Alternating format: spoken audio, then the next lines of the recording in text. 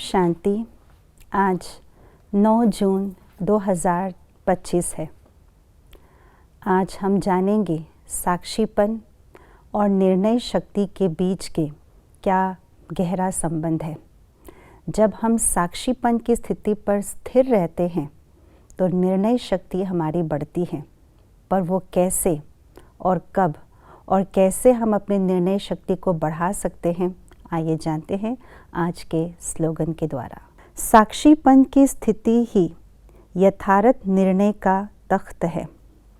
निर्णय शक्ति एक इम्पोर्टेंट शक्ति है, क्योंकि एक सेकंड का निर्णय का जो असर होता है वो एक जन्म के लिए नहीं होता, परंतु एक सेकंड का जो निर्णय है वो जन्म जन्मांतर के लिए उस पर प्रभाव पड़ता है। एक सेकंड का निर्णय काया ही पलट देते हैं।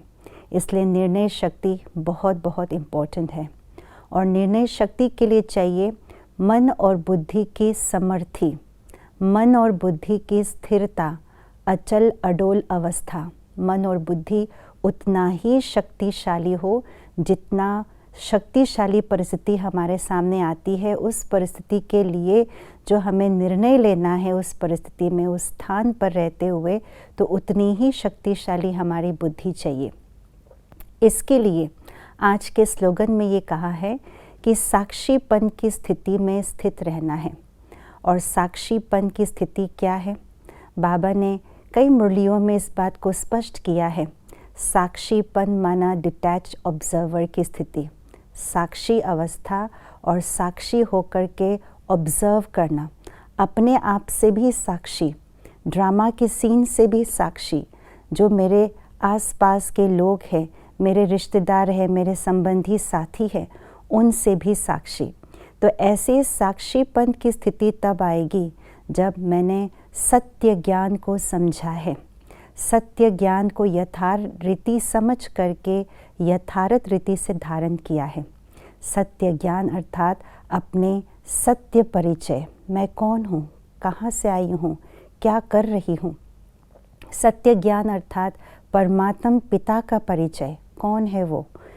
बाबा ने एक मुरली में ये भी कहा है, मैं जो हूँ, जैसा हूँ, जितना हूँ, जहाँ हूँ, उसको यथार्थ रीति से जो बच्चे जानते हैं वे पास विद ऑनर बनते हैं। और यही सत्य ज्ञान है।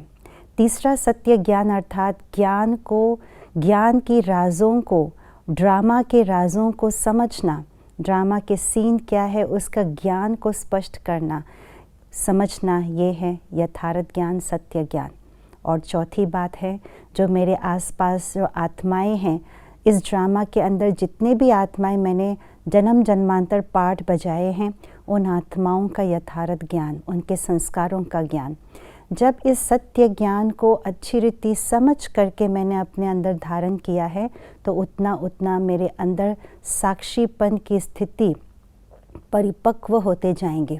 और जितना जितना साक्षीपन की स्थिति में मैं परिपक्व अवस्था को प्राप्त करते जाएंगे, उतना जो निर्णय शक्ति है उस शक्ति में पराकाष्ठा आएगी, वो शक्ति स्ट्रॉन्ग होती जाएगी और ये एक तख्त बन जाएगा साक्षीपन निर्णय शक्ति के लिए।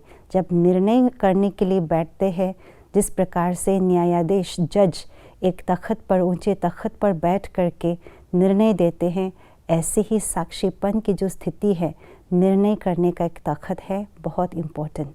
तो इसीलिए निर्णय शक्ति को बढ़ाने के लिए हमें बार बार साक्षीपन की स्थिति का अभ्यास करना होगा। अभी अभी हम यहाँ पर पाठ बजा रहे हैं, अभी अभी यहाँ से न्यारे होकर के बाबा के पास है। जो न्यारेपन के जो अभ्यास है वही साक्षीपन की स्थिति को स्ट्रॉन्ग बनाएंगे। तो आइए आज सारा दिन इसका अभ्यास करते हैं। ओम शांति।